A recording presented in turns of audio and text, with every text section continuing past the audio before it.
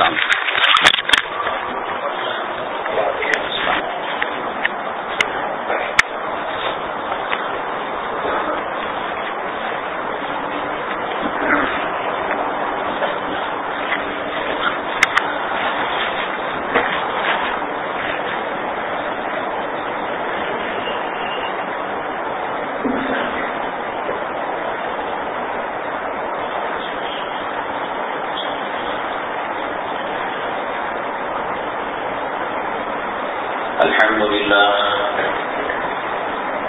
الحمد لله نحمده ونستعينه ونستغفره ونؤمن به ونتوكل عليه ونعوذ بالله من شرور أنفسنا ومن سيئات أعمالنا من يهده الله فلا مضل له ومن يضلله فلا هادي له ونشهد أن لا إله إلا الله وحده لا شريك له ونشهد أن سيدنا ومولانا محمدا عبده ورسوله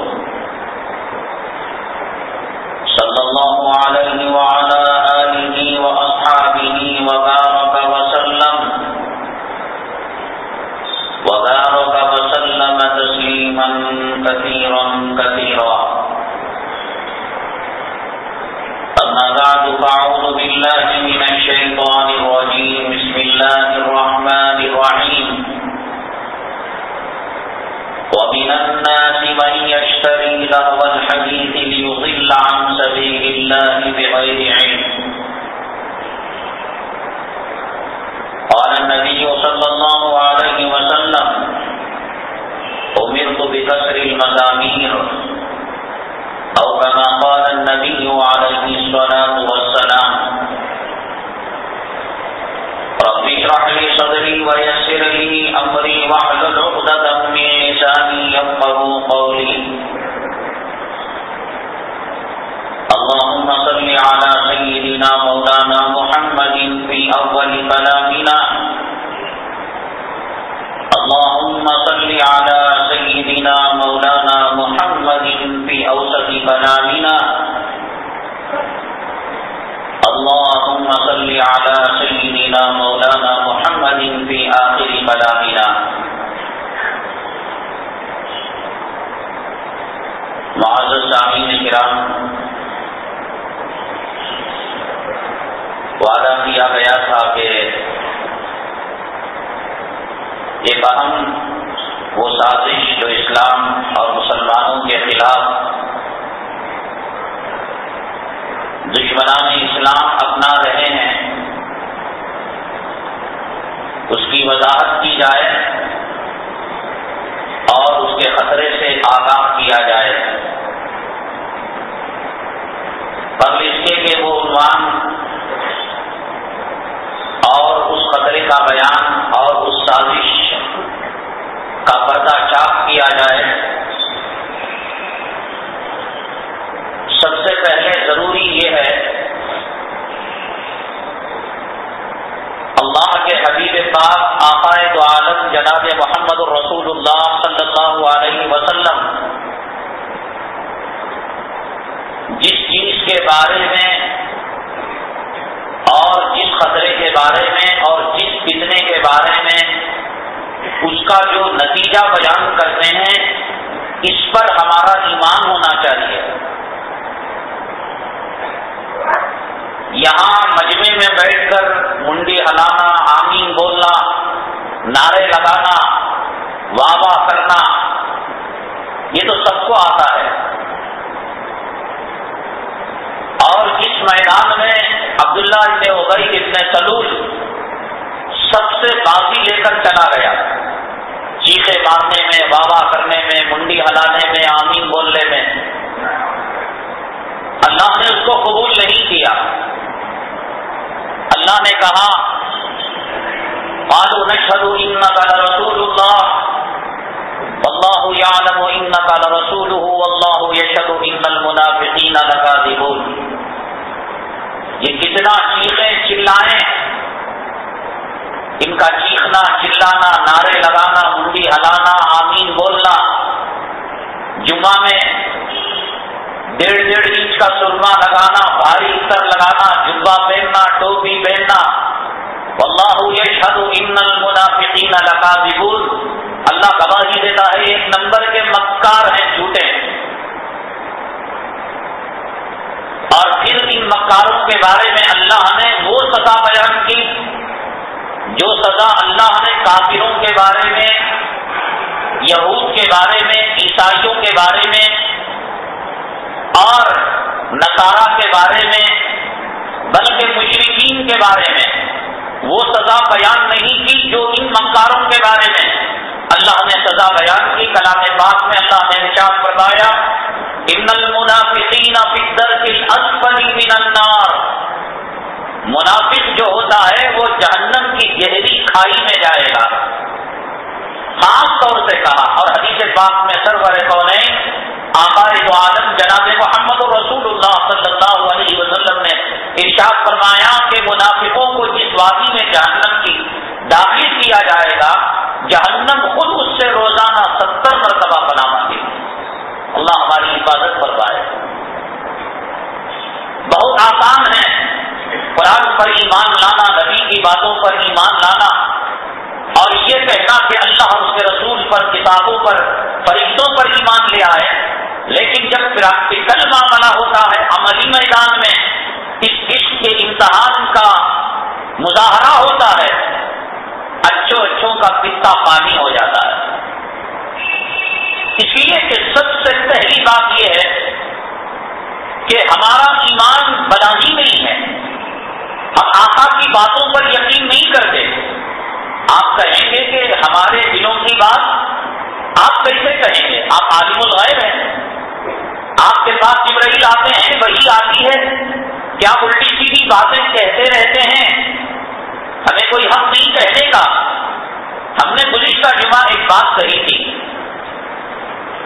عاشورے کے دن حدیث پاک میں آتا ہے کہ جو اچھے کپڑے پہنتا ہے، کھاتا ہے، کھلاتا ہے، خرچ کرتا ہے، صدقہ کرتا ہے، خیرات کرتا ہے، اللہ تعالیٰ سال بھر ایسے ہی اس کی زندگی میں اور اس کی آمدنی میں، اس کی کمائی میں فراخ دلی کا معاملہ کرتے ہیں اور خیر و برکت کا معاملہ کرتے ہیں۔ دیکھو ایک تو یہ ہے کہ قرآن پڑھے اور ایک حرف پر 10 نیکیاں ملیں، یہ 10 نیکیاں دنیا میں، قبر میں، آخرت میں، پلسرات میں، جنت میں، وہ بات کا معاملہ، نیکیاں ملنے والے ہیں۔ ہم نے کہا اس کا تعلق براہ راست دنیا سے ہے۔ ہم نے یہ نہیں کہا کہ عاشورے میں آپ روزہ رکھیں گے یا عاشورے میں اچھا خرچ کریں گے وہ آخرت کا جو ہوگا تو ہوگا، وہ تو حدیث بیان کی۔ ہم نے کہا کہ دنیا میں نقد سودا ملے گا۔ اب کسی مومن کو، مسلمان کو دنیا کا نقد سودا دے کر حدیث کے حوالے سے، آقا کے حوالے سے، نبی کی روایت کے حوالے سے کہا جا رہا ہے کہ آخرت جو ہوگی سو ہوگی، نیکیوں کے اعمال نامے میں جو نیکیاں لکھی جائیں گی وہ دوسرا معاملہ، لیکن یہ ہے کہ دنیا ہی میں اللہ تبارک تعالیٰ خوب لٹائیں گے، مال دیں گے، روپیہ دیں گے، پیسہ دیں گے۔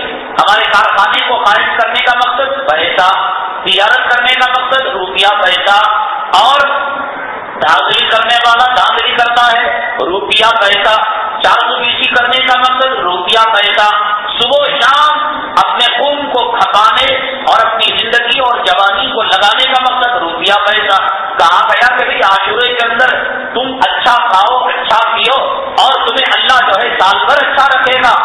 تو اب دنیا کو لے کر اگر کوئی نبی کی بات نہیں مانے گا تو آخرت کے تعلق سے کیسے نبی کی بات مانے گا؟ میں نے کہا بھی یہ جو گزشتہ جمعہ کہ یہ بات کہنے کے بعد میں دیکھوں گا، لوگوں کے کپڑوں میں دیکھوں گا، صدقہ دیکھوں گا، خیرات دیکھوں گا، ان کے بچوں کے ماحول کو دیکھوں، ہم کہہ کر خاموش نہیں رہ جاتے۔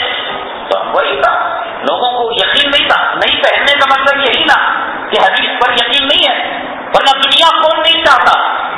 ارے یہ سب کارخانے، یہ دکانیں، یہ روڈ پر چلانا، 10 روپی لے لو، یہ پسینے سے شرابور ہونا، کیا مقصد دنیا کمانا؟ اب اگر حدیث کے حوالے سے یہ بات کہی گئی کہ عاشورے کے دن اچھا کپڑا پہننا، اچھا کھانا، اچھا پینا، اللہ دنیا اچھا کرتا ہے، خبر کی بات نہیں۔ आखिरत की बात नहीं, पुलसिरात की बात नहीं। अब जब दिखने वाली चीज में, दुनिया के मामले में हमारा ईमान हदीस पर नहीं बना है, हमारा ईमान नबी की बात पर नहीं बना है, अगर किसी ने नहीं पहना, अगर किसी ने उमदा खाना नहीं खाया, तो इसका साफ मतलब ये है कि कहने वाला झूठा और जो रिवायत बयान कर रहा है वो झूठा, और जो हदीस की किताब है वो झूठी, जो रावी है वो झूठा, जो ताबी है वो झूठा, और सहाबी झूठा, नबी झूठा, और नबी के पास जिब्राइल आए वो झूठे, और जिब्राइल को खुदा ने जो पैगाम दिया रहा वो झूठा। साफ मतलब है तो होता नहीं पढ़ने का नमाज, सुबह की नमाज में अल्लाह रोजी देते हैं, नहीं पढ़ने का साफ मतलब ये है कि हम नमाज नहीं पढ़ेंगे, कमाएंगे। सुअर सुबह सवेरे नहार से अपनी रोजी की तलाश में निकल जाता है खाना खाने के लिए, सुबह सवेरे तहज्जुद के वक्त उठ जाता है कि कहीं मेरी रोजी को कोई छीन ना ले। सुअर को यकीन है, सुअर का ईमान बना हुआ है कि अल्लाह मेरी रोजी को सुबह के अंदर मुकद्दर किया है, तहज्जुद में जग जाता है और फजर में जग जाता है, और नमाज ना पढ़ने वाला, साफ मतलब ये कि हमारा ईमान नहीं बना है। हम नहीं मानते कि अल्लाह सुबह में रोजी देता है। हमारी 40 साल उम्र हो गई, 50 साल उम्र हो गई, क्या हमारे बीवी बच्चे भूखे मर रहे हैं? तो मौलवी साहब झूठ कह रहे हैं कि वो कहते हैं कि हदीस के अंदर आया है कि सुबह में रोजी बढ़ती है और अल्लाह ने इस उम्मत की सुबह में खैर और बरकत को रखा है। तो ना पढ़ने का साफ मतलब ये है, दाढ़ी उड़ाने का साफ मतलब ये है कि मुझे नबी का चेहरा पसंद नहीं, मुझे पीराने पीर का चेहरा पसंद नहीं, मुझे कुछ का चेहरा पसंद है, मुझे टोनी बिल्लेर का चेहरा पसंद है, मुझे दुश्मनाने इस्लाम का चेहरा पसंद है। अब कहने की जरूरत नहीं है। इस दुनिया के अंदर कोई अल्ट्रासाउंड सिस्टम आना ऐसा नहीं है जो दिलों को फाड़ कर दिलों से ईमान को हम जान सके। ये चेहरा कह रहा है, ये लिबास कह रहा है, ये आशूरे का दिन कह रहा है, ये जुमा का दिन कह रहा है, ये फजर की नमाज चीख चीख कर कह रही है, ये मीनारों से निकलने वाली सदाएं हय्या अल सलाह हय्या अल फलाह ये चीख चीख कर कह रहे हैं कि हमारा ईमान अब तक नहीं बना है। कुरान पर, हदीस पर, नबी की बातों पर हमारा ईमान नहीं। वरना दुनिया में कोई लम्हा ऐसा नहीं है कि जिस लम्हे में हय्या अल सलाह और हय्या अल फलाह की पुकार ना निकलती हो। मैंने कहा हमेशा दुनिया में एक शहर से खत्म होने के बाद दूसरा शहर, दूसरे से तीसरा, तीसरे से चौथा, चौथे से पांचवा, एक मुल्क से दूसरा मुल्क, एक स्टेट से दूसरा स्टेट, हमेशा अल्लाह ने दुनिया में ये निजाम रख रखा है कि हय्या अल सलाह हय्या अल फलाह। कभी भी किसी वक्त भी दिन में रात में फिजाओं के अंदर ये कलिमा गूंजता रहता है और हम इस तरफ भाग रहे हैं। हमारा ईमान बना होता तो हय्या अल सलाह का मतलब आओ नमाज की तरफ, हय्या अल फलाह का मतलब कामयाबी जहां तुम भाग रहे हो, बीवी के लंगे में, चोलियों में, वहां कामयाबी नहीं, दुकानों में, कारखानों में, वहां कामयाबी नहीं, सियासत के ऐवानों में, हुकूमत की गलियों में, वहां कामयाबी नहीं। 24 घंटे ये फिजा लगाई जा रही है, हय्या अल फलाह, आ जाओ कामयाबी यहाँ अल्लाह के घर में है, यहाँ सजदा करने में है, यहाँ रुकू करने में है, यहाँ अल्लाह के दरबार में हाथ उठाकर मांगने में है। भाग रहे किस तरफ?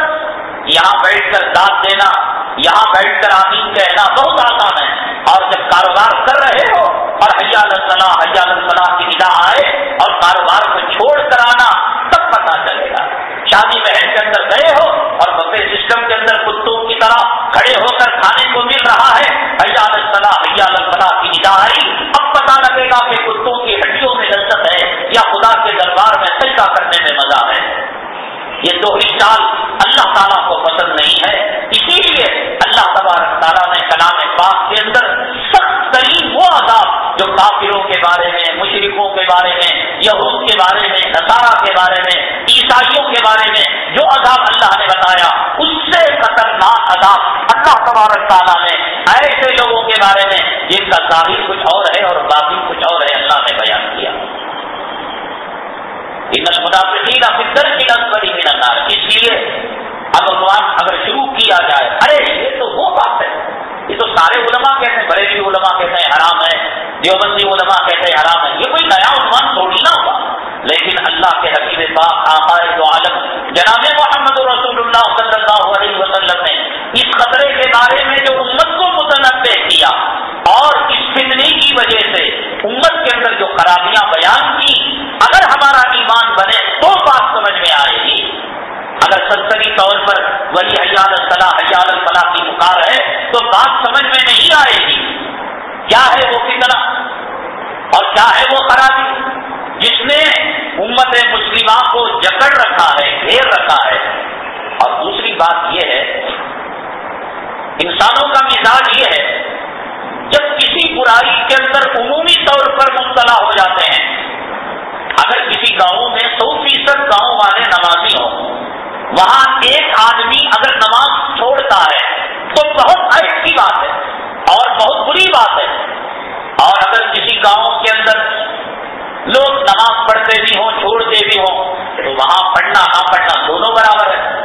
اگر کسی گاؤں کے اندر کسی شہر میں عورتیں پردہ کرتی ہیں، ایک عورت بے پردہ نکل گئی تو واویلا بن جاتا، ارے فلاں حاجی صاحب کے گھر میں، فلاں متولی کے گھر میں، فلاں عالم کے گھر میں، حافظ صاحب کے گھر میں بیوی بے پردہ نکل گئی، اور جہاں ساری ہی رنڈیاں نکل رہی ہوں اور ایک عالم کی بیوی رنڈی بن کر نکلے اور ایک جو ہے حاجی صاحب کے گھر میں ان کی آہلیہ رنڈیوں کا لباس پہن کر نکلے تو کوئی گھور کر بھی نہیں دیکھتا۔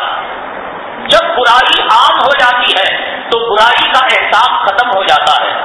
اب اگر کہیں یہاں ایک چٹھی آئے اور اس چٹھی کے اندر یہ لکھا ہوا ہو کہ عبد الحلیم صاحب، عبد الکریم صاحب مثال کے طور پر بہت بیمار ہیں اور آپ سے دعا کی درخواست ہے، بڑی خطرناک بیماری آئی ہوئی ہے، بڑی نازک بیماری آئی، آدمی فوراً سمجھتا ہے ایڈس کے اندر مبتلا ہوگا، بلڈ کینسر کے اندر مبتلا ہوگا، برین ٹیومر کے اندر مبتلا ہوگا، یا یہ کہ خطرناک ایکسیڈنٹ ہوا ہوگا اور کومے کے اندر گیا ہوا ہوگا۔ اب اس نے لکھتے لکھتے لکھتے آگے لکھا کہ مجھے ٹائفائڈ بخار آہستہ کھلا کر ہنستا ہے۔ یہ بھی کوئی کہنے کی بات اور اتنی بڑی تمہید باندھنے کی بات ہے؟ کیوں؟ بیماریاں بڑی بڑی آ گئی، اب ٹائفائڈ بیماری، ملیریا بیماری اور جو ہے یہ سب چھوٹے موٹے بخار کھانسی کوئی حیثیت نہیں۔ آدمی خود اپنے گھر کے اندر ٹیبلٹ رکھتا ہے، خود ٹانکوں کے باٹل رکھتا ہے، خود کھا لیتا ہے، خود اچھا ہو جاتا ہے۔ ہم کہتے ہیں کہ ہمارے بچپنے کے اندر اگر کسی کو ٹائفائڈ بخار آ جاتا، اگر کسی کو ملیریا آ جاتا، سارے محلے والے اس آدمی کو دیکھنے کے لیے جاتے، ہاسپٹل کے بیڈ خالی پڑے رہتے تھے، پورے شہر کے اندر 2-4 میڈیکل شاپ تھے، ایک ہندو کا، دو ایک مسلمانوں کے۔ شیواجی نگر کی ہم بات کہہ رہے ہیں تو بخار اگر آ جاتا ڈاکٹر باہر کی ٹیبلٹ لکھ دیتا، بوتلوں کے اندر رنگ برنگے کڑوے ٹانک ہوتے تھے، یا شافی یا کافی اللہ کا نام لے کر وضو لے کر پی لیتے، لوگوں کو شفا ہو جاتی۔ اگر باہر کی دوا لکھ دیتا تو سمجھنے کی بڑی خطرناک بیماری آئی ہے کہ فلاں گھرانے میں، فلاں محلے میں، فلاں حاجی صاحب کی بیوی کو ڈاکٹر نے باہر کی دوا لکھ دی۔ بہت بڑی بات تھی، اس لیے کہ بیماریاں نہیں تھی، لوگوں کے اندر امانت تھی، سچائی تھی اور ایک دوسرے کو دھوکے کا معاملہ نہیں تھا، چھوٹی چیز بھی بڑی تھی۔ اب کھانسی بخار، پیدا ہونے والے بچے کو ہارٹ کی بیماری، کڈنی فیل کی بیماری، بلڈ کینسر کی بیماری، ارخان کی بیماری، تو جب کسی کوئی قوم اور کوئی ملت بڑی بڑی بیماریوں کے اندر مبتلا ہو جاتی ہے تو بیماری کا احساس ختم ہو جاتا ہے۔ اب اگر بخار کہا جائے، ٹائفائڈ کہا جائے، ملیریا، ارے یہ بھی کچھ کہنے کی بات اور اسے درخواست دینے کی بات، سینہ پھاڑ کر دل نکال کر سرجری کی جا رہی ہو، بائی پاس سرجری، ایسی بات کرو، دماغ توڑ کر کھوپڑی پھاڑ کر برین ٹیومر کا آپریشن کیا جا رہا ہو، کونے میں جا کر 9واں مہینہ چل رہا ہو، یہ بات کرو۔ کھانسی کی، بخار کی اور جو ہے ٹائفائڈ کی، الٹیوں کی اور دست کی، الٹی اور لوز موشن، یہ چھوٹی چھوٹی چیزیں، یہی چھوٹی چیزیں پچھلے زمانے میں کیوں بڑی تھی؟ اس لیے کہ بڑی بیماریاں نہیں تھی۔ ایسے ہی وہ فتنہ جس کو سرور کونین آقائے تو عالم جناب محمد رسول اللہ صلی اللہ علیہ وسلم نے بیان کیا، مجھے اتنی لمبی تمہید اس لیے بیان کرنی پڑی ہے کہ کہیں تمہارے دل کے اندر یہ بات نہ آئے کہ بھائی بڑے جو ہے بڑا شور سنتے تھے پہلو میں، وہ کہتے ہیں کہ جو ہے جب کھودا پہاڑ تو چوہا نکلا، 1 جمعہ نہیں، 2 جمعہ نہیں، 3 جمعہ نہیں، اخباروں میں اعلان، پامفلیٹ میں اعلان، اور دیکھا تو یہ معمولی عنوان نکلا۔ خدا نہ کرے کہ یہ بات دل میں نہ آئے۔ نبی نے جسے خطرہ بتایا اسے خطرہ سمجھو، نبی نے جسے فائدہ کہا اسے فائدہ سمجھو۔ اگر اس میں ہم جو ہے تذبذب کا شکار ہوں گے، ہم اس کو ہلکا سمجھیں گے تو اللہ کی قسم ہمارا ایمان خراب ہو جائے گا۔ اللہ کے کے حبیب پاک آقائے دو عالم جناب محمد رسول اللہ صلی اللہ علیہ وسلم ایک مرتبہ مسجد کے اندر ایک صاحب سو رہے تھے. حضرت علی کرم اللہ وجہہ کو فرمایا اے علی آپ اس کو نماز کے لیے جگہ دیجیے. حضرت سیدنا علی کرم اللہ وجہہ نے فرمایا پتا کا ابی و امی یا رسول اللہ صلی اللہ علیہ وسلم میرے ماں باپ آپ پر قربان ہو, آپ نیکیوں کے معاملے میں سبقت کرنے والے, کبھی آپ نے کسی کو سلام کا موقع نہیں دیا.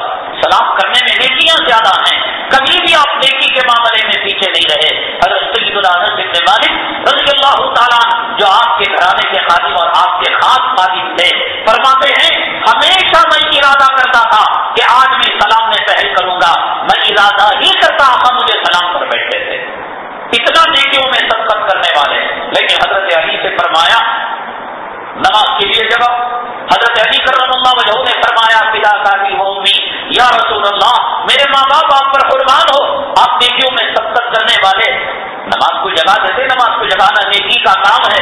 فرمایا اے علی یقیناً یہ نیکی کا کام ہے. آدمی نیند کی حالت میں رہتا ہے, خدا نہ کرے میں نماز کے لیے جگاؤں, نماز کے تعلق سے یا میرے جگانے کے تعلق سے کوئی برا کلمہ نکل گیا تو سونے والا کفر میں پہنچ جائے گا. عمل نہ کرنا گناہ ہے اور عمل کو ہلکا سمجھنا, عمل کی توہین کرنا یہ کفر تک پہنچا دیتا ہے. دیکھو ایک آدمی کو کہا گیا شراب پینے والے کو بھیا شراب مت پی, شراب پینا گناہ ہے کبیرہ ہے, لیکن وہ سمجھتا ہے کہ گناہ ہے کبیرہ, کہتا ہے کیا کروں عادت سے مجبور ہوں, آج نہیں کل نہیں پرسوں نہیں کبھی نہ کبھی میں توبہ کر لوں گا. اللہ تبارک تعالیٰ ممکن ہے توبہ کا دروازہ موت سے پہلے اس کے لیے کھول دے اور اللہ اس کی توبہ کو قبول کر لیں. لیکن اگر کوئی آدمی یہ کہے ارے کیا ہوتا تھا یہ تو شربت کی طرح ہے, یہ علماء تو ہر آئے ہی نیا نیا فتویٰ چھوڑتے رہتے ہیں اور نئی نئی باتیں بیان کرتے رہتے ہیں, یہ کہہ کر اگر اس نے شراب نہ بھی پی حدیث کی توہین کی تو علماء کہتے ہیں کہ وہ کافر ہو جائے گا. کسی سنت کا مذاق کرنا, کسی عمل کو ہلکا سمجھنا, قرآن کی توہین کرنا, نماز کا مذاق کرنا, داڑھی کا مذاق کرنا, مسواک کا مذاق کرنا آدمی کو کفر تک پہنچا دیتا ہے. آدمی گناہ کرے کوئی بات نہیں, آج نہیں کل نہیں پرسوں نہیں, اس کے بعد کبھی نہ کبھی توبہ کر لے گا. لیکن گناہ کو ہلکا سمجھے گا اور گناہ کو گناہ نہ سمجھے گا, نیکی کا مذاق اڑائے گا, آدمی کفر تک پہنچ جائے گا.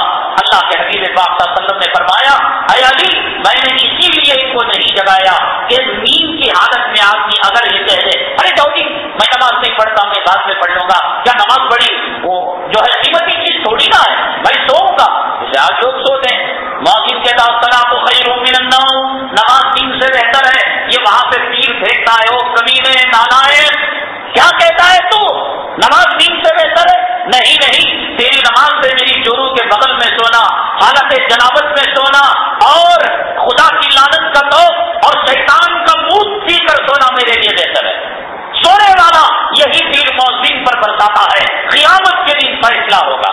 فجر کو جو لوگ سوتے ہیں وہ یہی کہتے ہیں. حدیث پاک میں آتا ہے سرور کونین آقائے دو عالم جناب محمد رسول اللہ صلی اللہ علیہ وسلم نے ارشاد فرمایا کہ تم میں سے کوئی اگر نماز کے لیے جگے, تہجد کے لیے جگے یا فجر کی نماز کے لیے جگے, چاہیے کہ اپنی ناک کو 3 مرتبہ جھاڑے. جیسے کوئی آدمی ریت چھنکتا ہے, ریت نہ بھی ہو 3 مرتبہ ناک کو جھاڑے. اور اس کی وجہ یہ بیان فرمائی کہ شیطان تمہارے ناک کے بازے میں رات گزارتا ہے. یہ شیطان کا بہترین بستر ہے, یہ ناک کی جو ہڈی ہے وہاں پر سوتا ہے. اگر آدمی تہجد کے لیے جگ جاتا ہے اور فجر کے لیے جگ جاتا ہے وہ بھاگ جاتا ہے, اور اگر نہیں پڑھتا ہے نماز وہیں پر کھڑے کھڑے پیشاب کر دیتا ہے. فجر کو چھوڑنے والا شیطان کا پیشاب پینے والا ہے. فجر کو چھوڑنے والا حضرت بلال حبشی کے سینے پر تیر لگانے والا ہے. فجر کو چھوڑنے والا خدا کی لعنت کے توف کو اپنے گلے کے اندر ڈالنے والا ہے. وہ کہے نہ کہے اس کا عمل چیخ کر کہہ رہا ہے. اب اتنا سننے کے بعد کل اگر کوئی آدمی فجر نہ پڑے گا تو اس کا مطلب صاف یہ ہے مولوی صاحب یا تو جھوٹے, یا تو حدیث جھوٹی, یا تو نبی جھوٹا, یا تو جبرائیل جھوٹا, یا تو خدا جھوٹا, اور میں جو کر رہا ہوں وہ صحیح. اب مرضی آپ کی ہے. اس لیے اس خطرے کو بتلانے سے پہلے اتنی بڑی تمہید جو باقی جا رہی ہے کہ کہیں ایسا نہ ہو کہ یہ تو عنوان چل پڑا ہے اور یہ کوئی ایسی ویسی بات نہیں جس کی اتنی پبلسٹی کی گئی ہو. اللہ کے حبیب پاک سرور کونین آقائے دو عالم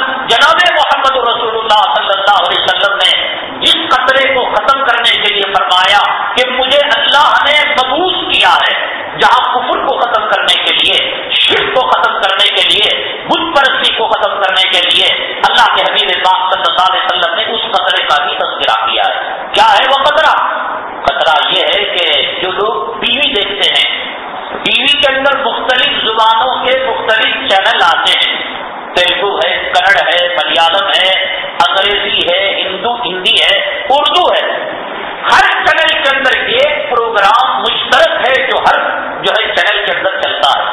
پہلے بھی آتا تھا، باقاعدہ ہماری نگاہ ہے ٹی وی کے پروگراموں پر، اس کے تعلق سے نکلنے والے میگزین پر، اور ان اداکاروں کی زندگی پر، کلاکاروں کی زندگی پر ہماری نگاہ ہے، ہماری پکڑ ہے.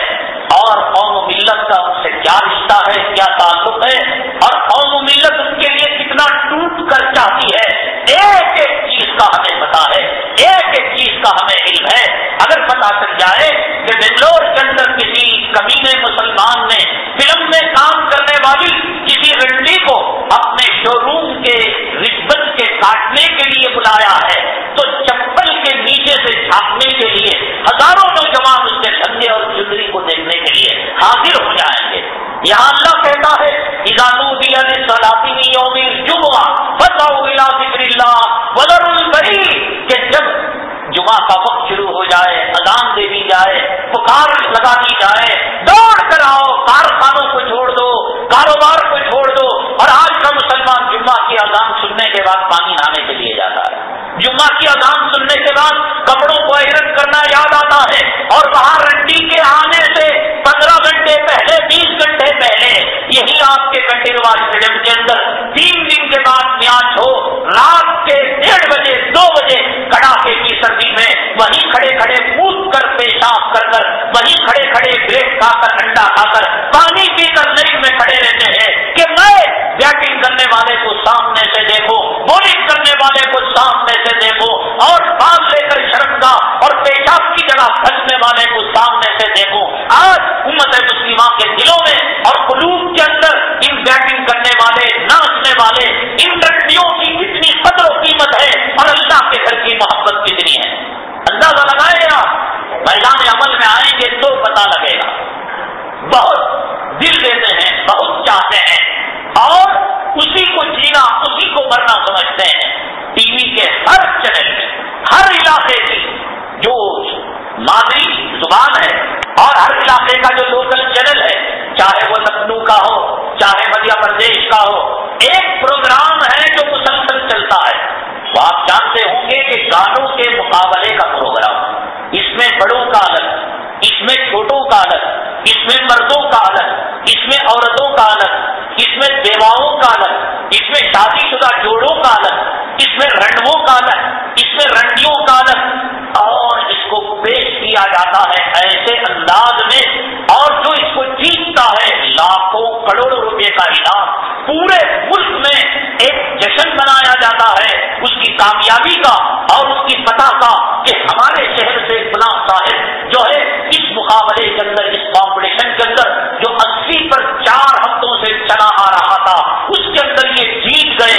اور اس کے بارے میں اگر کوئی برا جملہ کہتا ہے، میں نے آپ کو بتلایا تھا کہ دارجلنگ کا ایک گانے والا گوریا کسی کمپٹیشن کے اندر آگے بڑھ گیا، یم جو ریڈیو آتا ہے اس نے تبصرہ کرتے ہوئے اس پر کوئی جملہ کہہ دیا، اسے چپٹی ناپ والا یا کوئی اور جملہ کہہ دیا.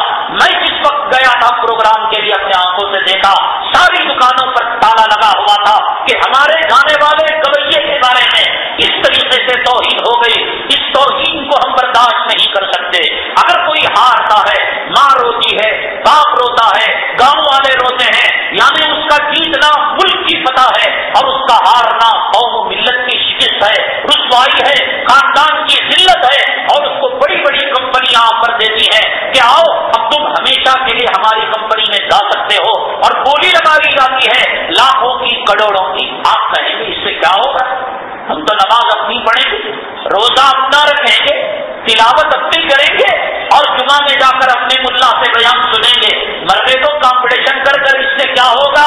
اللہ کے حبیب پاک آقائے دو عالم جناب محمد رسول اللہ صلی اللہ علیہ وسلم نے اپنی بعثت کا جو مقصد بتلایا، اپنی رسالت کا جو مقصد بتلایا، مجھے امام بنایا گیا، خطیب بنایا گیا، کیا مقصد ہے؟ میں نماز پڑھاؤں اور میں خطبہ دوں، قرآن اور حدیث کی باتیں بیان کروں.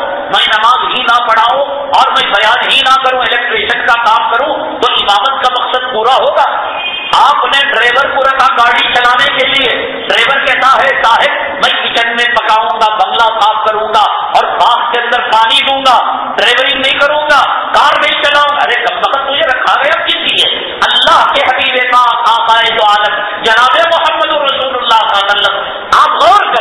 امام الانبیاء ہے، سید الانبیاء ہے، سید الانس ہے، سید الجن ہے، شافی محشر ہیں، ساقی کوثر ہیں، اور اللہ کے بندوں میں سب سے قریب ترین بندے، اور اللہ نے اپنے نام کے ساتھ آپ کا نام جوڑا ہے۔ آپ کہتے ہیں کہ مجھے جو نبی بنایا گیا، مجھے جو رسول بنایا گیا، مجھے جو امام الانبیاء بنایا گیا، مجھے جو سید الجن بنایا گیا، امرت بکسر المزامیر، کہ میری رسالت کا مقصد جہاں کفر کو ختم کرنا ہے، شرک کو ختم کرنا ہے، بت پرستی کو ختم کرنا ہے۔ نبی میں کوئی آدمی الیکشن میں کھڑا ہوتا ہے تو اپنا مینیفیسٹو پیش کرتا ہے اور اپنے دستکاری پروگرام قوم کے سامنے پیش کرتا ہے۔ اگر تم مجھے ووٹ دو گے، میں تمہارے پانی کا مسئلہ، کالج کا مسئلہ، سڑکوں کا مسئلہ، عورتوں کا مسئلہ، یہ سب حل کر دوں گا۔ اللہ کے حبیب پاک صلی اللہ علیہ وسلم کی رسالت اور نبوت کے مینیفیسٹو میں اور آپ کے مقاصد میں خود نبی کہتے ہیں امرت بکسر المزامیر، کہ مجھے جو بھیجا گیا ہے ان مزامیر کو، میوزک کو، موسیقی کو ختم کرنا میری نبوت کا مقصد ہے، میری رسالت کا مقصد ہے۔ اور آج امت گئے، اس سے کیا ہوتا ہے؟ محمد رفیع صاحب کہتے ہیں، ایک سال کے الحاج محمد رفیع کرو، ایک سال کے نگر رحمت اللہ علیہ کہو۔ اب یہ جو ہے تعظیم کی جا رہی ہے گانے والوں کی، توقیر کی جا رہی ہے، ان کے انٹرویو لی جاتے ہیں، ان کی اداؤں پر لوگ لڑتے ہیں، غائبانہ ان کے عاشق ہو جاتے ہیں، ان کے نام کے فوٹو گلے کے اندر جو ہے لٹکاتے ہیں اور بلے لٹکاتے ہیں، گھروں کے اندر توغرے لٹکاتے ہیں، ان کے نام پر مرتے ہیں، پٹتے ہیں، صبح شام چرچے ہوتے ہیں۔ اللہ کے حبیب پاک صلی اللہ علیہ وسلم فرماتے ہیں کہ میری رسالت اور میری نبوت کا مقصد یہ ہے کہ ان چیزوں کو ختم کر دوں، امت کو ان چیزوں سے دور رکھو۔ میرا باپ میرا دشمن ہو سکتا ہے، آپ کا دشمن ہو سکتا ہے، ہماری مائیں دشمن ہو سکتی ہیں، ہمارے بھائی دشمن ہو سکتے ہیں، ہمارا خاندان، ہمارا قبیلہ دشمن ہو سکتا ہے، لیکن یاد رکھو میرے بھائی، اللہ کے حبیب پاک آقا دو عالم جناب محمد رسول اللہ صلی اللہ علیہ وسلم ہمارے لیے حضرت حسن کو قربان کر دیا، حضرت حسین کو قربان کر دیا، ہمارے لیے پیٹ پر پتھر کو باندھ لیا، ہمارے لیے شیب ابی طالب کے اندر قربانی دے دی، ہمارے لیے مکہ المکرمہ کو چھوڑ دیا، ہمارے لیے اپنی صاحبزادی کی قربانی دے دی، ہمارے لیے آپ کے گھر کے اندر 2 مہینے شراب نہیں جلا کرتا تھا، ہمارے لیے آپ کی بیٹی کے گھر میں چولہا نہیں جلا کرتا تھا۔ اللہ کی قسم پوری دنیا ہماری دشمن ہو سکتی ہے، ہمارے ماں باپ، ہماری بیوی، ہمارے بچے، ہماری آل اولاد، اللہ کے نبی ہمارا کبھی برا نہیں چاہیں گے، کبھی برا نہیں چاہیں گے۔ اللہ کے نبی نے جو کہا اس میں ضرور کوئی حکمت ہوگی، پہلے اس بات کو مانو، پہلے اس بات کو مانو کہ نبی نے کہا کہ میری نبوت کا مقصد، میری رسالت کا مقصد میری امت کو میوزک سے دور کرنا ہے، میری امت کو موسیقی سے دور کرنا ہے۔ جیسے کہ میں نے کہا کہ جب مرض پڑتا ہے، بیماری بڑھتی ہے، لوگوں میں اس بیماری کا احساس ختم ہو جاتا ہے۔ ایک وقت وہ تھا کہ جب امت محمدیہ صلی اللہ علیہ وسلم موسیقی کو گناہ سمجھتی تھی اور میوزک کو گناہ سمجھتی تھی اور گانے بجانے کو گناہ سمجھتی تھی، تو قوم کے اندر اور علاقوں کے اندر، شہروں کے اندر جو فرقہ وارانہ فساد ہوتا تھا، وہ فساد کی وجہ یہ ہوتی تھی کہ گانا بجانا مسجد کے سامنے نماز کے وقت سے گزرتا تھا، تو مسلمان برداشت نہیں کرتا تھا، اپنی جان لگا کر، اپنا مال لگا کر میدان میں اتر جاتا تھا، اور پولیس کی گولیاں ہوتی اور اس کا سینہ ہوتا، غیروں کی لاٹیاں ہوتی، اس کا سر ہوتا، وہ کہتا اللہ کا گھر ان المساجد للہ فلا تدعوا مع اللہ احدا، اللہ کی جو مسجدیں ہیں وہ اللہ کے لیے ہیں، یہاں باجا نہیں ہوگا، یہاں میوزک نہیں ہوگا۔ سر پھٹ جاتے تھے، بچے کچلے جاتے تھے، لاشیں نکل جاتی تھی، پولیس نوجوانوں کو گرفتار کر لیتی تھی، ملک جل جاتا تھا، شہر سلگ جاتا تھا، لیکن مسلمان برداشت نہیں کرتا تھا۔ اور آج یہ وقت ہے کہ آپ کسی بھی مسجد میں، شہر میں، دیہات میں چلے جائیں، حی علی الصلاۃ حی علی الفلاح کے بعد امام جہاں صفوں کی درستگی کا اعلان کرتا ہے، اسی کے ساتھ یہ بھی اعلان کرتا ہے صفوں کو درست کر لو اور اپنے موبائل فون کو بند کر لو۔ کون سی مسجد ایسی ہے کہ جس مسجد کے اندر یہ اعلان نہ لکھا گیا ہو کہ اپنے موبائل فون کا سوئچ آف کر لو؟ لکھا گیا ہندی میں، کنڑ میں، انگلش میں، امام نے قامت الصلاۃ کے بعد اعلان بھی کیا کہ موبائل فون جو ہے سوئچ بند کر دو، لیکن اس کے باوجود ہماری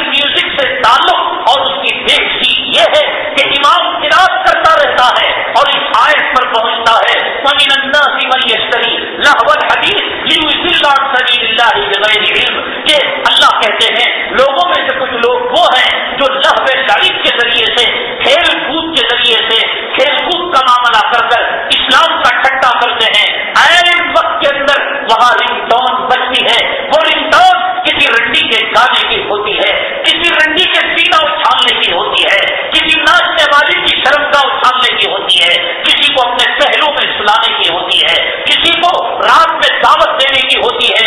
یہ گانے کیا ہیں؟ اس میں دعوت دی جاتی ہے میری چنری کیا ہے, میرا لہنگا کیا ہے, میرا سینہ کیا ہے, میری شرمگاہ کا اچھال کتنا ہے.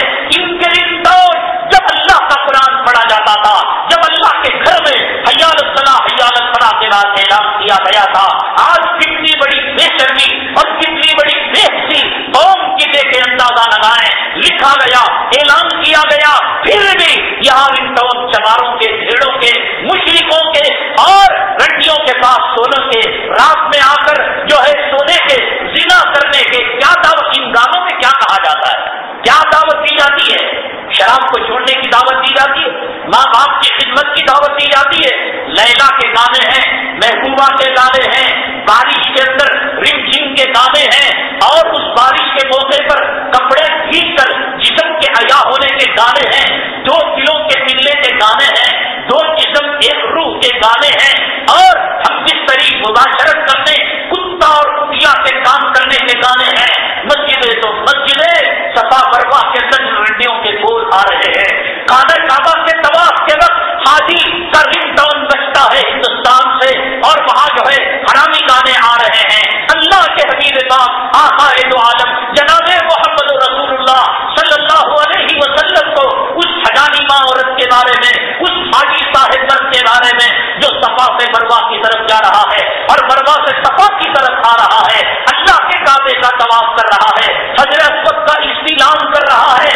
اللہ کے نبی فرماتے ہیں حجر اسود کو چھونا, حجر اسود کا استعلام کرنا اللہ کے ہاتھ کے پر ہاتھ رکھنا ہے, اللہ سے مصافحہ کرنے کے برابر ہے. یہاں اللہ کے ہاتھ پر ہاتھ دھرا جا رہا ہے. یہاں موبائل کے اندر رنگ ٹون بج رہا ہے کہ میری محبوبہ, میری لیلا, آجا رات میں مل جائے, آجا تو میں ایک ہو جائیں. بارش کا موسم ہے, ٹھنڈ کا موسم ہے. اللہ کے حبیب پاک آقا دو عالم صلی اللہ علیہ وسلم اگر اس امت کے وہ رنگ ٹون آپ کے روزے کے اندر پہنچائے جائے, اے حبیب پاک صلی اللہ علیہ وسلم جس امت کے لیے حسین کی قربانی دی, جس امت کے لیے حسن کی قربانی دی, جس امت کے لیے حمزہ کی قربانی دی, جس امت کے لیے آپ نے اپنے دندان مبارک کو شہید کیا, جس امت کے لیے آپ نے اپنے جو ہے پیٹ پر دو دو پتھر باندھے, جس امت کے لیے آپ کی بیٹی بھوکوں میں تڑپا کرتی تھی, پیاس کے اندر پیٹا کرتی تھی, جس امت کے لیے کربلا کے میدان میں ایک ایک پانی کے قطرے کے آپ کے اہل بیت محتاج ہو گئے. آج یہ امت کے لوگ تیرے اللہ کے کعبے کا طواف کرتے ہوئے حرام لوگوں کی رنڈیوں کے رنگوں کی رنگ ٹون بجا رہے ہیں, اور مسجدوں کے اندر جہاں صرف قرآن پڑھنا چاہیے, نماز ہونا چاہیے, دین کی باتیں ہونا چاہیے, دوران نماز جس کو آپ نے فرمایا کہ ایسی نماز پڑھو گویا تم اللہ کو دیکھ رہے ہو, اللہ سے بات کر رہے ہو, اور اللہ ہماری نماز کا جواب دیتا ہے الحمدللہ رب العالمین حمیدنی عبدی, میرے بندے نے میری تعریف کی, الرحمن الرحیم اثنا یا عبدی, میرے بندے نے میری ثنا کی. اور جب مالک یوم الدین ہر بات کا جواب اللہ دیتا ہے, اور ایک رنگ ٹون بیچ کے اندر اٹھتی ہے اور وہ کہتی ہے میری محبوبہ, میری لیلا, تیری شرمگاہ ایسی ہے اور تیری رات ایسی ہے اور تیرا سینہ ایسا ہے, تیرا رنگ روپ ایسا ہے اور تیرے جو ہے زلف ایسے ہیں. کیا کہا جاتا ہے ان گانوں کے اندر, کیا کہا جاتا ہے؟ اللہ کے حبیب پاک صلی اللہ علیہ وسلم نے فرمایا میری بے شک, میری نبوت, میری رسالت کے جو کچھ مقاصد ہیں ان مقصدوں میں ایک مقصد یہ ہے کہ میری امت کو ان چیزوں سے دور رکھنا. اور آج اللہ کے گھر میں حالت نماز میں صفا مروا کی سعی کے درمیان, کعبے کے طواف کے درمیان, مزدلفہ میں, منا میں, عرفات کے میدان میں ان رنڈیوں کے بول بولے جا رہے ہیں. سینے پر ٹھنڈے دل سے ہاتھ رکھ کر سوچو کہ میرے نبی کو یہ حالت پہنچ جائے تو میرے نبی کو کتنی تکلیف ہوگی. اگر کچھ نہ کر سکو تو تکلیف تو نہ کرو, نبی کو شرمندہ نہ کرو, نبی کو رسوا نہ کرو, نبی کو ذلیل تو نہ کرو. اگر تم نے کوئی نیک کام نہیں کیا اور کوئی تم نے اچھا عمل نہیں کیا, کم سے کم رسول اللہ صلی اللہ علیہ وسلم کو آرام سے تو رہنے دو. مکے میں آپ کو آرام سے رہنے نہیں دیا گیا, مدینے میں آپ کو آرام سے رہنے نہیں دیا گیا, روضہ مطہرہ میں شہر چین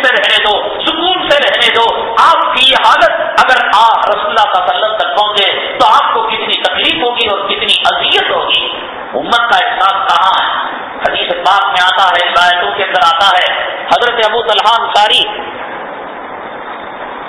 رضی اللہ تعالیٰ ایک مرتبہ باغ میں نماز پڑھ رہے اور فصل کا موسم تھا، درخت گھنے تھے اور اس کے اندر میوے لگے ہوئے تھے کھجور کے، اور ٹہنیاں آپس میں ملی ہوئی تھی۔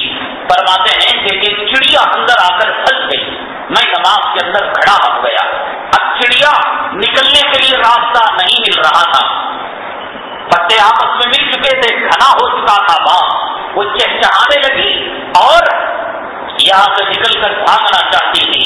فرماتے ہیں کہ نماز کی حالت میں اس کے چہچہاٹ کی آواز میرے کانوں کے اندر پڑی تو میری نگاہ اس چڑیا کی طرف چلی گئی، اور جب اس چڑیا کی طرف گئی تو میں نے سوچا یہ چڑیا باغ سے نکل کر باہر کیوں نہیں جاتی؟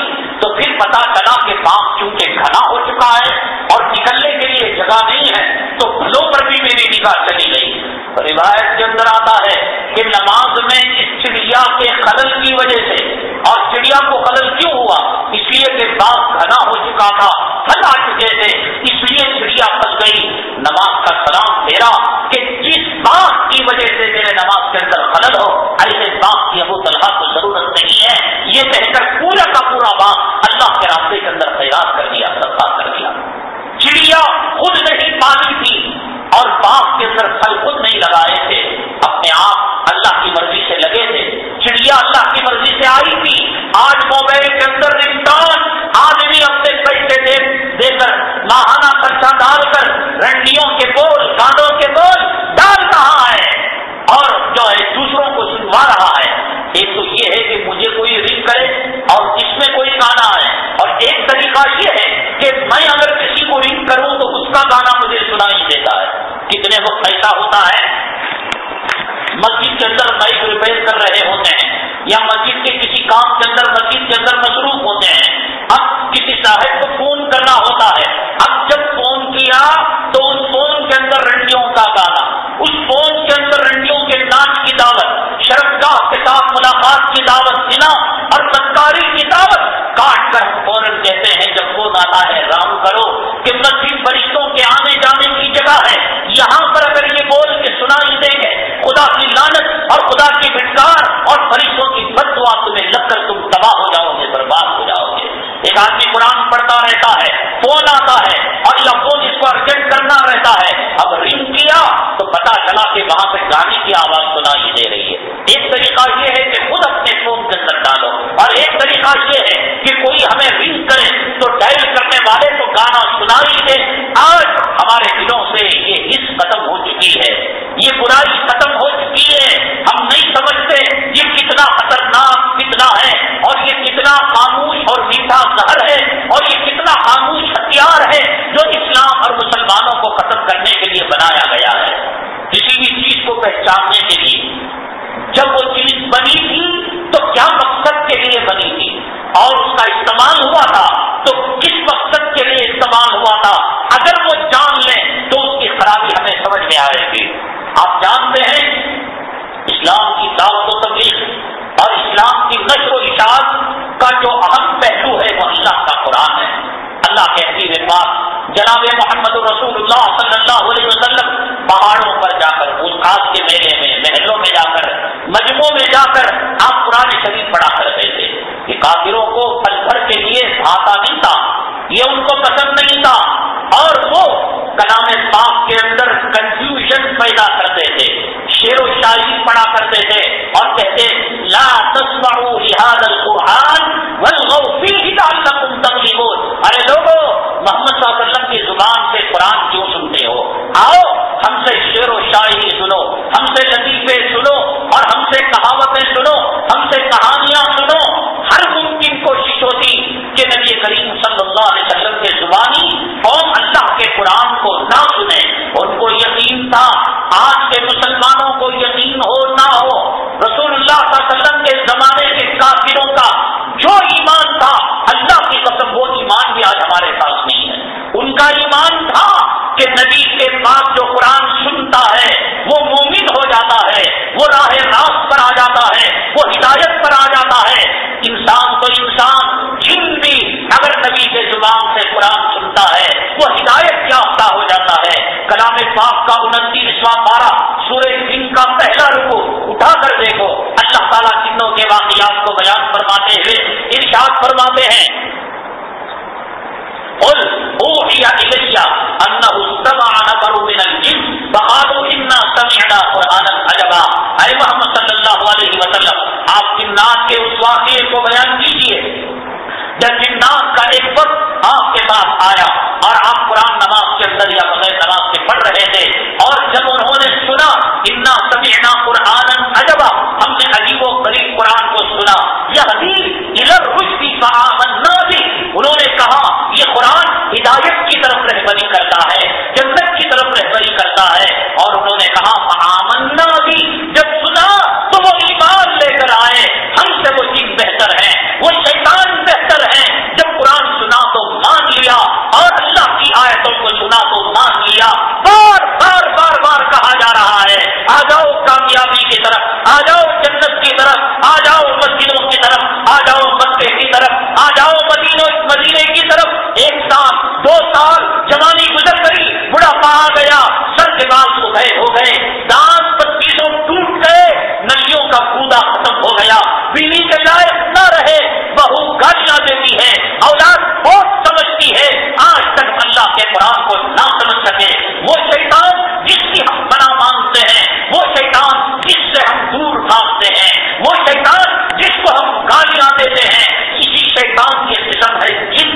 جب انہوں نے نبی کی زبانی قرآن کو سنا تو فوراً کہا انا سمعنا قرآنا عجبا، ہم نے عجیب و غریب قرآن کو سنا، یہدی الی الرشد فآمنا بہ، کہ وہ ہدایت کی طرف رہبری کرتا ہے، ہم ایمان لے کر آتے ہیں۔ ولن نشرک بربنا احدا، آج نبی کے زبان سے قرآن سننے کے بعد ہم مرتے دم تک ہم کبھی شرک کا کام نہیں کریں گے، اللہ کی نافرمانی کا کام نہیں کریں گے۔ برسوں سے آپ نے قرآن کی بات سنی، برسوں سے آپ نے داڑھی کی بات سنی، برسوں سے آپ نے فجر کی نماز کی بات سنی، برسوں سے آپ نے جمعہ کے وقت کاروبار کے حرام کی بات سنی، برسوں سے آپ نے اللہ کے گھر کی خیر و برکت کی بات سنی، کیا اثر انداز ہوئی ہمیں، کیا اثر انداز ہوئی؟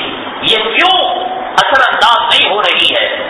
اس لیے قرآن شریف اللہ کے حبیب پاک صلی اللہ علیہ وسلم جب سنایا کرتے تھے، عرب کے جو کافر اور عرب کے جو مشرکین تھے مختلف قسم کی چالیں چلا کرتے تھے، ان میں ایک کافر تھا جس کا نام تھا نضر بن حارث، روایت کے اندر اس کا نام نضر بن حارث لکھا ہوا ہے۔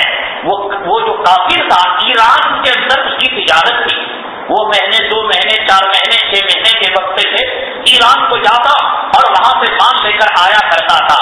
اللہ کے حبیب پاک جناب محمد رسول اللہ صلی اللہ علیہ وسلم پر مختلف الزامات لگائے ہیں، کہا آپ شاعر ہیں، کہا کہ آپ کاہن ہیں، کہا کہ آپ مجنون ہیں، کہا کہ آپ فلاں ہیں فلاں ہیں۔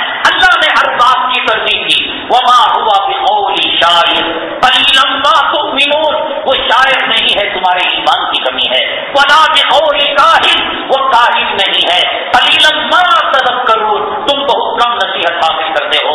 تنزیل من رب العالمین، یہ دونوں جہاں کے پروردگار کی طرف سے نازل کردہ کلام ہے۔ اللہ اس قوم کے باتوں کا دفاع کرتا تھا، ڈیفینس کرتے تھے اللہ تعالیٰ۔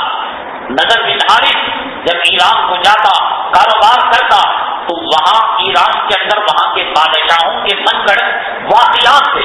وہ زمانہ ڈش اینٹینا کا نہیں تھا، وہ زمانہ CD کا نہیں تھا، وہ زمانہ بلو فلموں کا نہیں تھا، وہ زمانہ کیبرے ڈانس کا نہیں تھا، وہ زمانہ ڈسکو کا نہیں تھا۔ جو کچھ ہوتا وہ جو ہے زندہ لڑکیاں ناچ کیا کرتی تھی، ڈانس کیا کرتی تھی۔ وہاں کے جو ایران کے بادشاہ تھے، وہ ایران کے بادشاہ اپنے تعلق سے من گھڑت واقعات کو وہ لوگوں کے اندر بیان کیا کرتے تھے۔ اب کھانا پینا مفت کا ملتا، ٹائم پاس کے لیے کوئی واقعہ کر لیا اور لوگوں کو جما کر شراب کا دور چلتا اور جو ہے پینے پلانے کا دور چلتا اور پھر من گھڑت واقعات کو بیان کیا جاتا تھا۔ نضر بن حارث جب ایران کے اندر کاروبار کے لیے گیا تو یہ جو گلوبلائزیشن کہتے ہیں کہ پوری دنیا ایک قریے کی طرح، اب امریکہ نہیں رہا، جدہ نہیں رہا، ریاض نہیں رہا، ٹرانسپورٹیشن اور کمیونیکیشن کی وجہ سے ایک ملک دوسرے ملک کے بالکل قریب ہو گیا ہے۔ پہلے امریکہ کو جانا، حج کرنا کتنا بڑا مسئلہ تھا. آدمی رو کر دھو کر معافی مانگ کر قرض والوں کے قرض ادا کر کر کفن لے کر جاتا تھا. یہ سمجھتا تھا کہ نیا ڈوب جائے، کشتی ڈوب جائے، خطا واپس آئے بھی نہ آئے، ایسا مشکل تھا. اب مسئلہ یہ ہے کہ آدمی ناشتہ ہندوستان میں کرے اور ناشتے کے بعد کی جو چائے ہے وہ جدہ کے اندر جا کر پیے اور مکے کے اندر جا کر پیے، ظہر کا وضو یہاں پر کرے اور ظہر کی نماز جا کر حرم شریف میں پڑھے، شہری بامبئی کے اندر کھائے اور وہاں پر جا کر افطاری کرے. فاصلے گھٹ گئے ہیں. اس جو ہے سائنس اور ترقی کے زمانے میں ایک ملک نے دوسرے ملک کے احوال کو انٹرنیٹ نے، ٹیلی فون نے اور مواصلات کے نظام میں اور جدید ٹیکنالوجی میں ایک ملک کو تو اب کوئی دیہات نہیں رہا، اب کوئی قریا نہیں رہا. جہاں پر بجلی نہیں ہے وہاں فون چلتا ہے. ہم نے کہا کہ تم کیسے اس کو چارج کرتے ہو؟ تو سولار پاور انرجی وہ رکھے، سولار سے وہ چارج کر لیتے ہیں. ٹیکنالوجی وہاں بھی پہنچ چکی ہے، فون وہاں بھی پہنچ چکا ہے. ملک دوسرے ملک کے اب دور نہیں رہا. ایک ملک کی چیزیں جدہ کے بازار میں، ریاض کے بازار میں، چائنا کے مارکیٹ میں جو چیزیں ملتی ہیں آپ کو یہاں مل جائیں گی. یہاں کی بنارس کی ساڑی ہو یا میسور سلک ہو آپ کو جدہ میں مل جائے گا. مدراس کی اڈلی ہو یا بڑا ہو آپ کو امریکہ کے فٹ پاتھوں کے اندر مل جائے گا. اس گلوبلائزیشن نے ایک ملک کو دوسرے ملک کے قریب، ایک دیہات کو شہر کے قریب، ایک شہر کو دیہات سے متصل کر دیا ہے. اب کوئی دور نہیں رہا، فاصلہ نہیں رہا. وہ زمانہ وہ تھا کہ مکے سے مدینے جانے کے اندر دنوں لگ جایا کرتے تھے، شام اور ایران کے جانوں کے اندر مہینوں لگ جایا کرتے تھے. وہاں کی بات یہاں آنا ایک بہت بڑی قیمت کی بات تھی. نظر بن حارث جو کافر تھا جب ایران کے اندر کاروبار کے لیے گیا تو وہاں بادشاہ کے جو واقعات تھے وہ واقعات کو لے کر آیا. ایک نئی سیڑھی تھی، ایک نیا اینٹینا تھا، ایک نئی پریس کہانی تھی. اس نے مکے کے لوگوں کو جوڑا اور جوڑ کر کہا، اے لوگوں کیا نبی کی باتیں تم سنتے ہو؟ کیا قرآن کی باتیں سنتے ہو؟ کیا آخرت کے فرشتوں کے واقعات سنتے ہو؟ جیسے بندر کو نچانے والا یہ جو ہے ڈگڈگی بجاتا ہے، اس نے عرب کی سرزمین کے اندر ڈگڈگی بجائی اور پھر اس نے اعلان کیا، آؤ میں تمہارے سامنے قرآن کے مقابلے میں ایران کے بادشاہوں کے نئے لیلا مجنوں کے قصے بیان کرتا ہوں. یہ کہہ کر اس نے موسیقی کو شروع کیا اور میوزک کو شروع کیا اور اس نے سر اور بانسری بجائی اور بجا کر لوگوں کو اپنے قریب کیا اور قریب کرنے کے بعد ایران کا اور وہاں کے بادشاہوں کے قصے بیان کرنے لگا. اس کا مقصد جب امت محمدیہ کے مقابلے میں، نبوت کے مقابلے میں، رسالت کے مقابلے میں، قرآن کے مقابلے میں سب سے پہلے نظر بن حارث نے میوزک کا استعمال کیا، موسیقی کا استعمال کیا، فلم کے گانوں کا اور فلم کی لو اسٹوری کا استعمال کیا. اس کا بنیادی مقصد اور میوزک کے آنے کا مقصد قرآن کا مقابلہ ہے. آج اگر آپ کی کار میں میوزک کی دھن بجتی ہے، آپ کی گاڑی کا ریورس گیئر ڈالنے کے بعد اگر کوئی میوزک دھن آتی ہے تو نظر بن حارث کے واقعے کو یاد کرنا. اس میوزک کے دھن کا واسطہ اور اس کا سلسلہ اور اس کی کڑی زنجیر کی جو جا کر ملتی ہے نظر بن حارث سے ملتی ہے. اور نظر بن حارث نے میوزک کا اور قصے کہانیوں کا جو اس نے استعمال کیا قرآن کے مقابلے میں استعمال کیا کہ اے لوگوں قرآن کیا سنتے ہو میری میوزک کو سنو، نبی کی باتیں کیا سنتے ہو میری موسیقی کی سنو. کیا آج 2 ویلر، کیا 4 ویلر، کیا لاری، کیا بس، کیا مسلمانوں کا ٹرانسپورٹ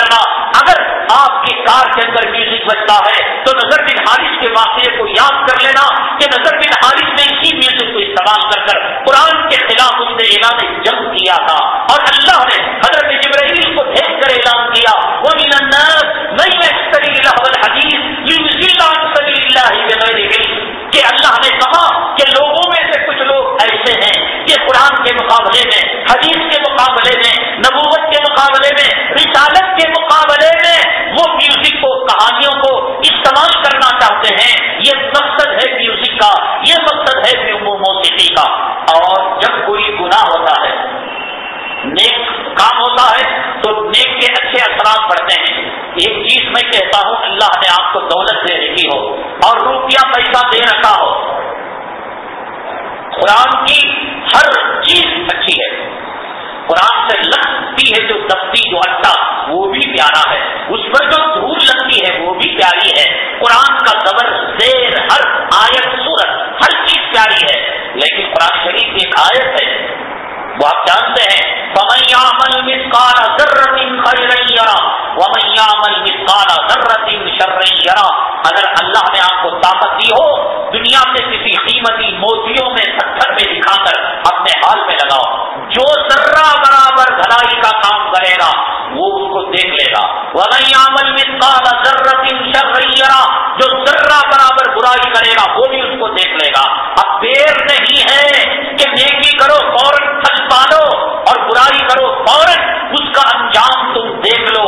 वो कहा करते थे लोग पहले जमाने में, अगर तुम बुरा करोगे तुम्हारी आल औलाद पर उतरेगा, मैं बुरा करूं मेरी आल औलाद पर क्यों उतरेगा, ये खुदा के यहाँ नाइंसाफी होगी। मैं सुबह में करूंगा तो शाम में भुगत लूंगा, मैं जवानी में करूंगा तो बुढ़ापे की दहलीज पर कदम रखने से पहले भुगत लूंगा, मैं फजर की नमाज छोड़ूंगा तो जोहर से पहले भुगत लूंगा, मैं जुमा में देर से आऊंगा असर की नमाज से पहले भुगत लूंगा, मैं दाढ़ी उड़ाऊंगा तो मैं जो है बुढ़ापे से पहले भुगत लूंगा। ये आयत लिख कर लगाओ, हर नेकी के अच्छे असरात होते हैं, हर बुराई का अंजाम बुरा होता है। नबी ने जब ये बात इरशाद फरमाई कि गाना और मौसीकी मेरी बेशक का मकसद और मेरी रिसालत का मकसद, मेरी नबूवत का मकसद, इसको खत्म करना है, तो नबी झूठ नहीं कहते।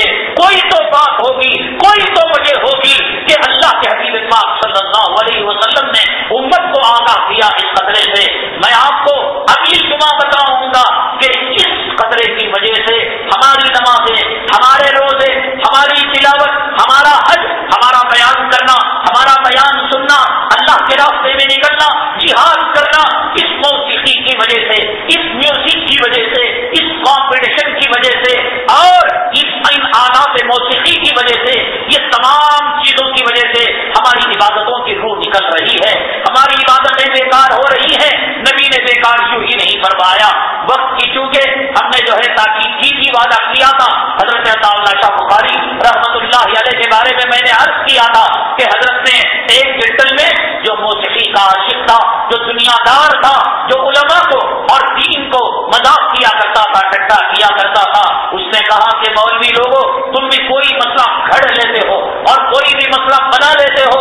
देखो एक काम करो, एक मसला ये भी बना लो कि रोजे की हालत में रहो, खाता भी रहो, पीता भी रहो। हजरत ने कहा कि बर वक्त में जवाब दूंगा। हजरत ने एक मरतबा जब रोजे की हालत में मजलिस थी, हजरत अताउल्लाह शाह बुखारी रहमतुल्लाह अलैह ने वो जेंटल में वो दुनिया का कुत्ता जिसने यूनिवर्सिटी और जिसने अमेरिका की डिग्री को गले के अंदर टांगे हुए था, उसने हजरत ने कहा कि देखो तुम रोजे की हालत में खाना चाहते थे, पीना चाहते थे। हजरत ने कहा अपने खादिम से इसके सर पर जूते लगाओ। अब वो जूते लगने लगे। हजरत ये क्या हुआ, हमारे मसले का जवाब नहीं हुआ। हजरत ने कहा जूता खा रहे हो रोजा नहीं टूटेगा, अब गुस्सा पीते रहो रोजा नहीं टूटेगा। तुमने कहा कोई ऐसी चीज बयान करो खाने से रोजा ना टूटे और पीने से रोजा ना टूटे। जूते के खाने से रोजा नहीं टूटता और गुस्सा पीने से रोजा नहीं टूटता। ये बुजुर्गों की शान है, अल्लाह उन्हें हिकमत अमली से नवाजते हैं। वो वाकया जो बादशाह ने अपनी बीवी को कहा था कि अगर मैं जन्नती ना हुआ तो तुझ पर 3 तलाक, वो मेयार क्या है, वो मेयार पर हम भी उतरेंगे तो हम भी जन्नती बन जाएंगे, अगर वो मेयार पर हम नहीं उतरेंगे तो हम भी जहन्नम के अंदर चले जाएंगे। बहरहाल बहुत सारे अहबाब ने वक्त की शिकायत की है, अगर उनकी तरफ से हमें फोन आने लगे, मुलाकात कर रिक्वेस्ट करने लगे कि नहीं हमारा बयान अधूरा हो रहा है, वक्त आप लंबा करें, हम खुद अल्लाह के घर को वैरान नहीं करेंगे, नूरानी मस्जिद की नूरानियत को खत्म नहीं करेंगे, हम वक्त को आगे बढ़ाएंगे, मजबूर हैं। अल्लाह के हबीब पाक सल्लल्लाहु अलैहि वसल्लम ने वो सहाबी जो इशा की नमाज को लंबी किया करते थे, कौम के लोगों ने जाकर शिकायत की तो अल्लाह के हबीब पाक सल्लल्लाहु अलैहि वसल्लम ने वो सहाबी जो इमामत करने वाले थे उनको फरमाया, अंत फत्तानुनिया माज, अरे माज क्या तुम कौम को कितने में डालने वाले हो। नमाज के जरिए से कौम कितने में बढ़ रही थी उस जमाने में, तो आज लंबे बयान की वजह से लोग कट रहे होंगे, तो हमने मुनासिब यही समझा कि इसको शार्ट कर दिया जाए। इसलिए मजबूरन सीने पर पत्थर रखकर अपने जमीन को सुलाकर हम जो है अपने उन्वान को अगली जुमा